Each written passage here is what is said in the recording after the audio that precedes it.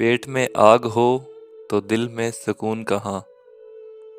اندیشہ امید سے ٹلتا ہے، امید رحمت پر ایمان سے حاصل ہوتی ہے۔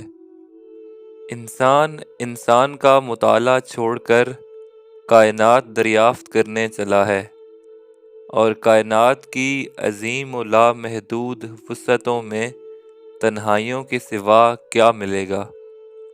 اگر تمنا ہوس پرستی بن جائے تو انتظار عذاب ہے۔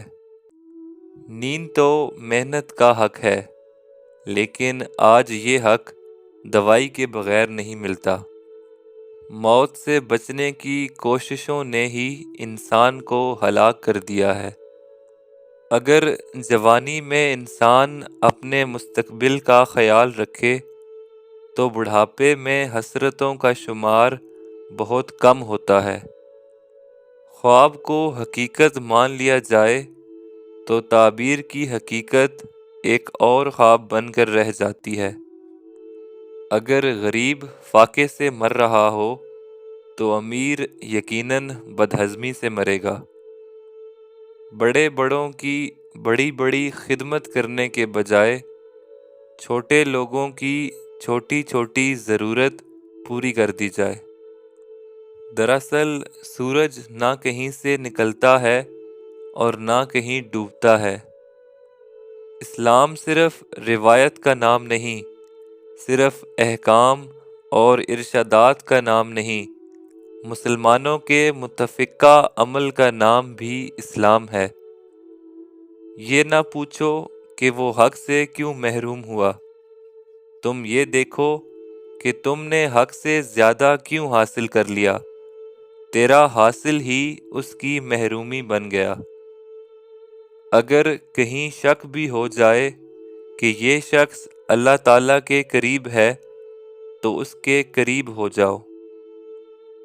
ہم بڑے فخر کے ساتھ اسلام کا پرچار کرتے ہیں، لیکن ہمیں اس بات کا بھی خوف رہتا ہے کہ ہم پر بنیاد پرستی کا الزام نہ آئے۔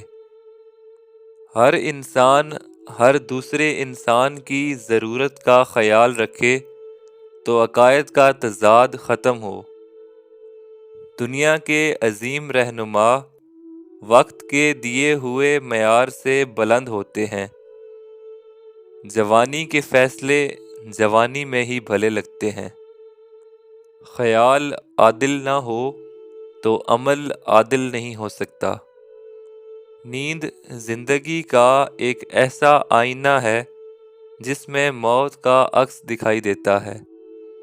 نیند عابد کو عبادت سے محروم کرتی ہے، گناہگار کو گناہ سے بچاتی ہے۔ خوراک جسمانی طاقت کے لیے ضروری ہے، لیکن اگر خوراک کا استعمال حد سے بڑھ جائے تو صحت کی تباہی کی علامت ہے۔ ڈوبنے والے سے اس کی مدد سے پہلے عقیدہ پوچھنا ظلم ہے۔ انسان اپنی پسند کو حاصل کر لے یا اپنے حاصل کو پسند کر لے تو حسرت نہیں رہتی۔ کامیابی کے دامن میں مسرتیں نہیں، حسرتیں ہوتی ہیں۔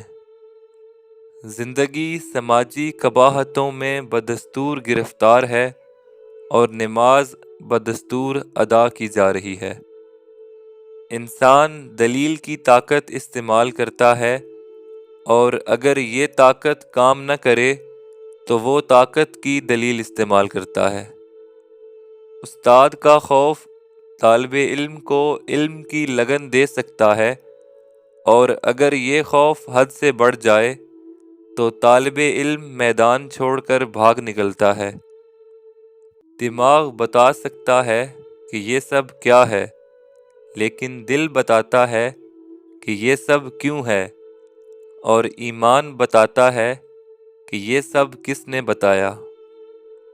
اگر چڑیا مالک کے گھر میں پنجرے کے اندر بھوک سے مر جائے تو چڑیا کا بنانے والا آسمانوں سے قہر نازل کرتا ہے۔ صرف بزرگوں کی یاد منانے سے بزرگوں کا فیض نہیں ملتا، بزرگوں کے بتائے ہوئے راستے پر چلنے سے بات بنتی ہے۔ انسان اکثر ان چیزوں کو پسند کرتا ہے جو اس کے لیے نقصان دہ ہیں، اور اکثر ان چیزوں کو ناپسند کرتا ہے جو اس کے لیے مفید ہیں۔ انسانوں کی کھوپڑیوں پر بیٹھ کر شاہی فرمان جاری کرنے والے ہلاکو ہمیشہ ہمیشہ کے لیے قابل نفرت رہے ہیں۔